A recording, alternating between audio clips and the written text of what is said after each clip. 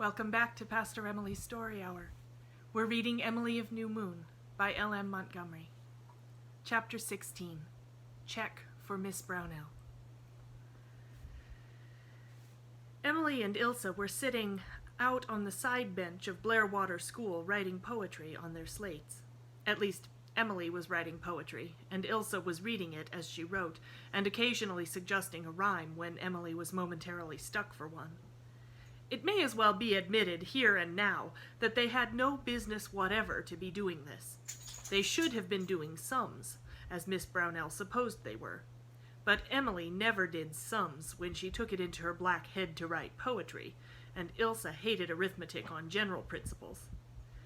Miss Brownell was hearing the geography class at the other side of the room. The pleasant sunshine was showering in over them through the big window, and everything seemed propitious for a flight with the muses. Emilie began to write a poem about the view from the school window. It was quite a long time since she had been allowed to sit on the side bench. This was a boon reserved for those pupils who had found favor in Miss Brownell's cold eyes, and Emilie had never been one of those. But this afternoon Ilse had asked for both herself and Emilie, and Miss Brownell had let both go, not being able to think of any valid reason for permitting Ilse and refusing Emilie, as she would have liked to do, for she had one of those petty natures which never forget or forgive any offense. Emilie, on her first day of school, had, so Miss Brownell believed, been guilty of impertinence and defiance, and successful defiance at that. This rankled in Miss Brownell's mind still, and Emilie felt its venom in a score of subtle ways. She never received any commendation. She was a target for Miss Brownell's sarcasm continually, and the small favors that other girls received never came her way. So this opportunity to sit on the side bench was a pleasing novelty. There were points about sitting on the side bench. You could see all over the school without turning your head, and Miss Brownell could not sneak up behind you and look over your shoulder to see what you were up to. But in Emilie's eyes, the finest thing about it was that you could look right down into the school bush and watch the old spruces where the windwoman played, the long gray-green trails of moss hanging from the branches like banners of Elfland, the little red squirrels running along the fence, and the wonderful white aisles of snow where splashes of sunlight fell like pools of golden wine. And there was one little opening in the trees where you could see right over the Blairwater Valley to the sandhills and the gulf beyond. Today the sandhills were softly rounded and gleaming white under the snow, but beyond them the gulf was darkly, deeply blue, with dazzling white masses of ice like baby icebergs floating about in it. Just to look at it thrilled Emilie with a delight that was unutterable, but which she yet must try to utter. She began her poem. Fractions were utterly forgotten. What had numerators and denominators to do with those curving bosoms of white snow, that heavenly blue, those crossed dark fir tips against the pearly skies, those ethereal woodland aisles of pearl and gold? Emilie was lost to her world. So lost that she did not know the geography class had scattered to their respective seats, and that Miss Brownell, catching sight of Emilie's entranced gaze skywards as she searched for a rhyme, was stepping softly towards her. Ilse was drawing a picture on her slate and did not see her, or she would have warned Emilie. The latter suddenly felt her slate drawn out of her hand and heard Miss Brownell saying, "I suppose you have finished those sums, Emilie." Emilie had not finished even one sum. She had only covered her slate with verses. Verses Miss Brownell must not see. Must not see. Emilie sprang to her feet and clutched wildly after her slate, but Miss Brownell, with a smile of malicious enjoyment on her thin lips, held it beyond her reach. "What is this? It does not look exactly like fractions. Lines on the view, VEW, from the window of Blairwater School. Really, children, we seem to have a budding poet among us." The words were harmless enough, but oh, the hateful sneer that ran through the tone, the contempt, the mockery that was in it. It seared Emilie's soul like a whiplash. Nothing was more terrible to her than the thought of having her beloved poems read by stranger eyes, cold, unsympathetic, derisive stranger eyes. Please, Miss Brownell, she stammered miserably. Don't read it. I'll rub it off. I'll do my sums right away. Only please don't read it. It isn't anything. Miss Brownell laughed cruelly. You are too modest, Emilie. It is a whole slate full of poetry. Think of that, children. Poetry. We have a pupil in this school who can write poetry, and she does not want us to read this poetry. I am afraid Emilie is selfish. I am sure we would all enjoy this poetry. Emilie cringed every time Miss Brownell said poetry, with that jeering emphasis and that hateful pause before it. Many of the children giggled, partly because they enjoyed seeing a Murray of New Moon grilled, partly because they realized Miss Brownell expected them to giggle. Rhoda Stewart giggled louder than anyone else, but Jenny Strang, who had tormented Emilie on her first day at school, refused to giggle and scowled blackly at Miss Brownell instead.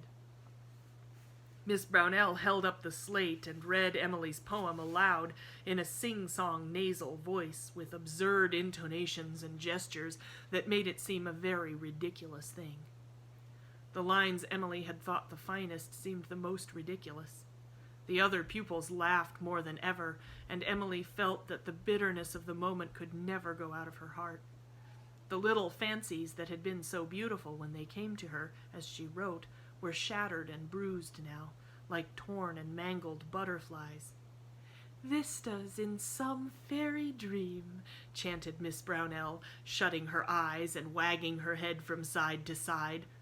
The giggles became shouts of laughter. "Oh," thought Emilie, clenching her hands, I wish the bears that ate the naughty children in the Bible would come and eat you." There were no nice, retributive bears in the school bush, however, and Miss Brownell read the whole poem through. She was enjoying herself hugely.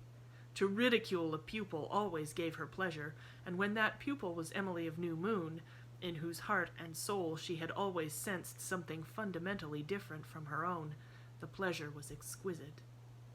When she reached the end, she handed the slate back to the crimson-cheeked Emilie. "Take your poetry, Emilie," she said. Emilie snatched the slate. No slate rag was handy, but Emilie gave the palm of her hand a fierce lick, and one side of the slate was wiped off. Another lick, and the rest of the poem went.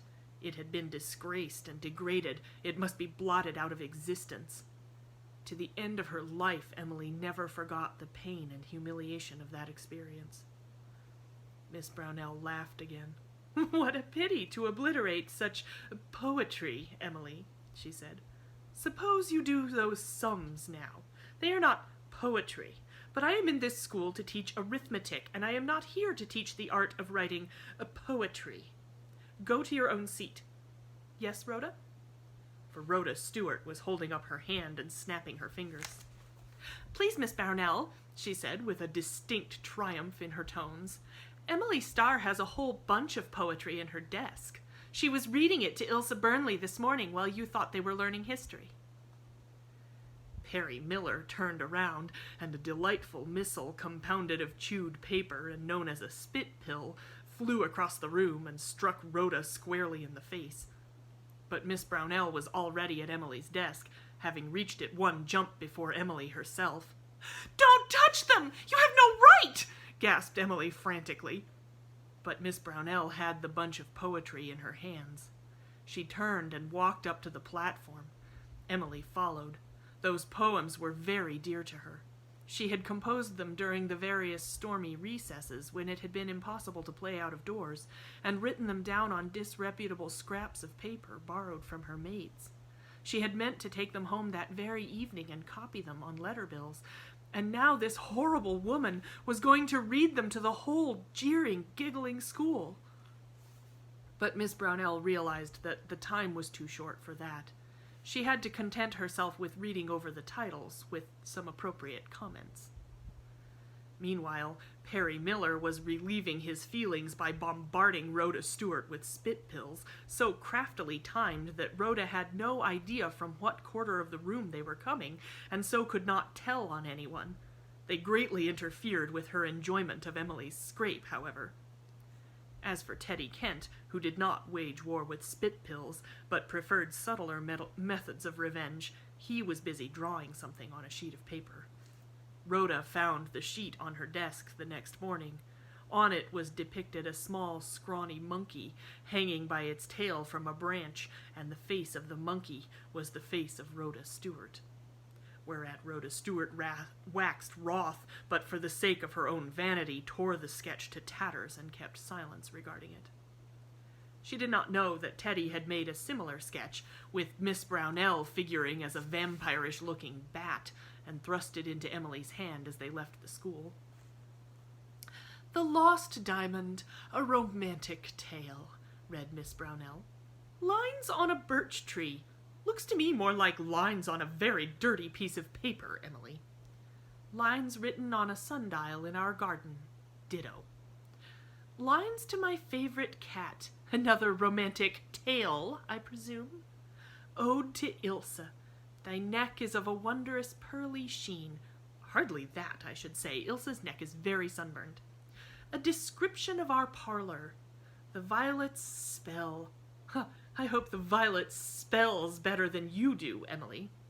The disappointed house. Lilies lifted up white cups for the bees to drink. I didn't write it that way, cried tortured Emilie. Lines to a piece of brocade in Aunt Laura's bureau drawer. Farewell on leaving home. Lines to a spruce tree.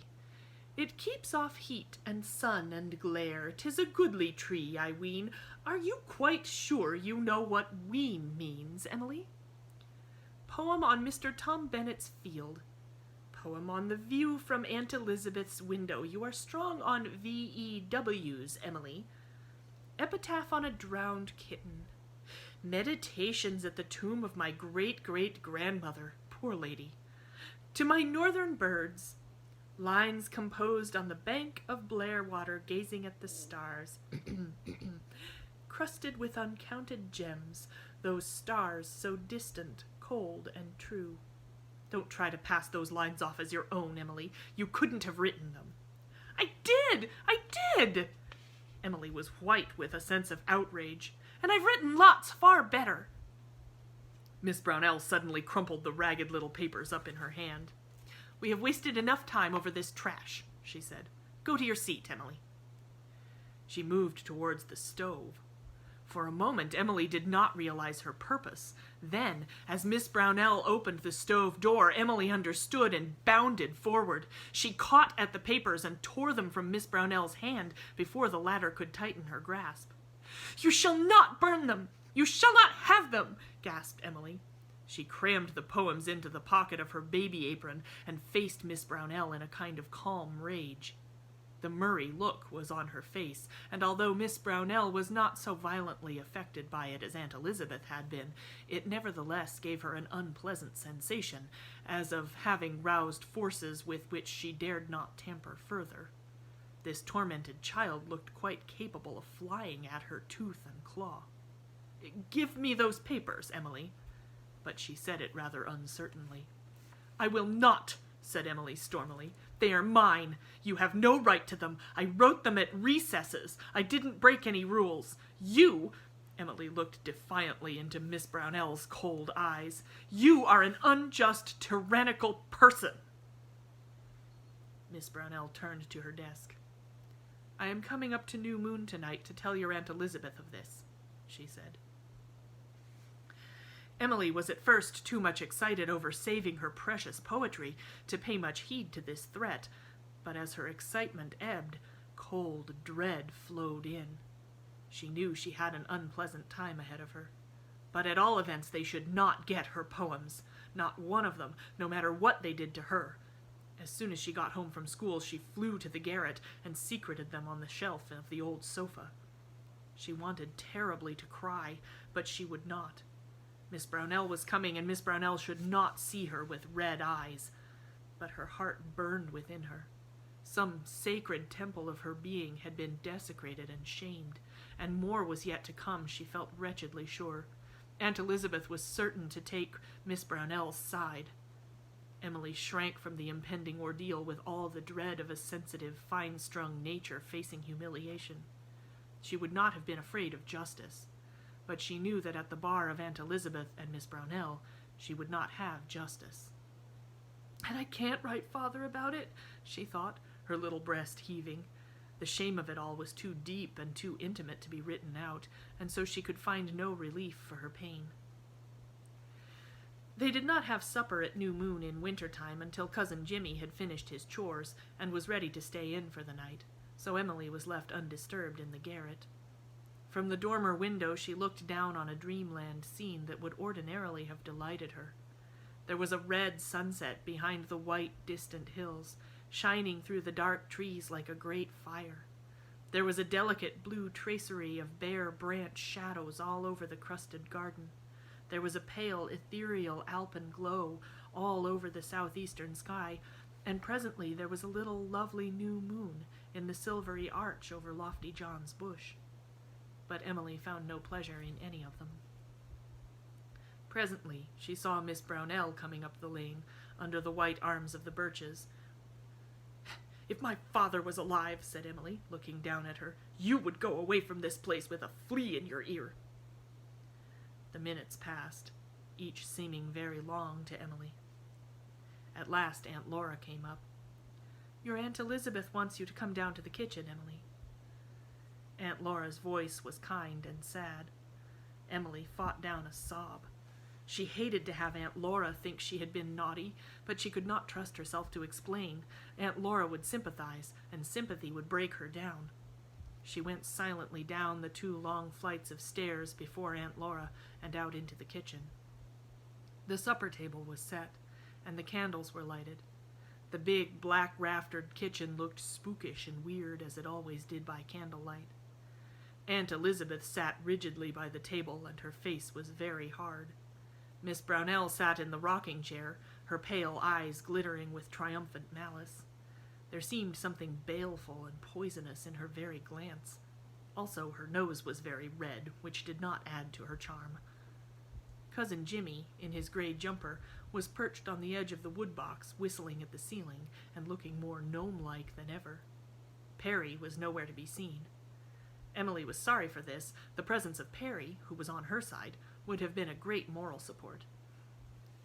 "I am very sorry to say, Emilie, that I have been hearing some bad things about your behavior in school today," said Aunt Elizabeth. "No, I don't think you are sorry," said Emilie gravely. Now that the crisis had come, she found herself able to confront it coolly, nay, more, to take a curious interest in it, under all her secret fear and shame, as if some part of her had detached itself from the rest and was interestedly absorbing impressions and analyzing motives and describing settings. She felt that when she wrote about this scene later, she must not forget to describe the odd shadows on the candle under Aunt Elizabeth's nose, cast upward on her face, producing a rather skeletonic effect. As for Miss Brownell, could she ever have been a baby? A dimpled, fat, laughing baby? The thing was unbelievable. "Don't speak impertinently to me," said Aunt Elizabeth.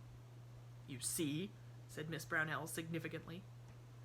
"I don't mean to be impertinent, but you are not sorry," persisted Emilie. "You are angry because you think I have disgraced New Moon, but you are a little glad that you have got someone to agree with you that I'm bad." "What a grateful child," said Miss Brownell, flashing her eyes up at the ceiling, where they encountered a surprising sight.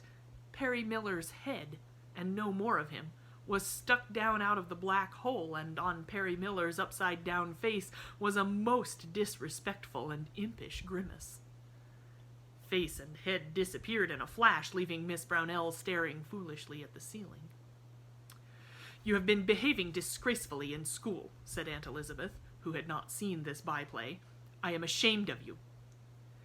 It was not as bad as that, Aunt Elizabeth," said Emilie steadily. "You see, it was this way." "I don't want to hear anything more about it," said Aunt Elizabeth. "But you must!" cried Emilie. "It isn't fair to listen only to her side. I was a little bad, but not so bad as she says." "Not another word. I have heard the whole story," said Aunt Elizabeth grimly. "You heard a pack of lies," said Perry, suddenly sticking his head down through the black hole again. Everybody jumped, even Aunt Elizabeth, who at once became angrier than ever because she had jumped. "Perry Miller, come down out of that loft instantly," she commanded. "Can't," said Perry laconically. "At once, I say." "Can't," repeated Perry, winking audaciously at Miss Brownell. "Perry Miller, come down. I will be obeyed. I am mistress here yet." "Oh, all right," said Perry cheerfully, "if I must." He swung himself down until his toes touched the ladder. Aunt Laura gave a little shriek. Everybody else seemed to be stricken dumb. "I've just got my wet duds off," Perry was saying cheerfully, waving his legs about to get a foothold on the ladder, while he hung to the sides of the black hole with his elbows. "Fell into the brook when I was watering the cows. Was going to put on dry clothes, but just as you say—" "Jimmy!" implored poor Elizabeth Murray, surrendering at discretion. She could not cope with the situation. "Perry, get back into that loft and get your clothes on this minute," ordered Cousin Jimmy. The bare legs shot up and disappeared. There was a chuckle as mirthful and malicious as an owl's beyond the black hole. Aunt Elizabeth gave a convulsive gasp of relief and turned to Emilie. She was determined to regain ascendancy, and Emilie must be thoroughly humbled. "Emilie, kneel down here before Miss Brownell and ask her pardon for your conduct today," she said. Into Emilie's pale cheek came a scarlet protest. She could not do this. She would ask pardon of Miss Brownell, but not on her knees. To kneel to this cruel woman who had hurt her so, she could not, would not do it. Her whole nature rose up in protest against such humiliation. "Kneel down," repeated Aunt Elizabeth. Miss Brownell looked pleased and expectant. It would be very satisfying to see this child who had defied her kneeling before her as a penitent. Never again, Miss Brownell felt, would Emilie be able to look levelly at her with those dauntless eyes that bespoke a soul untamable and free, no matter what punishment might be inflicted upon body or mind.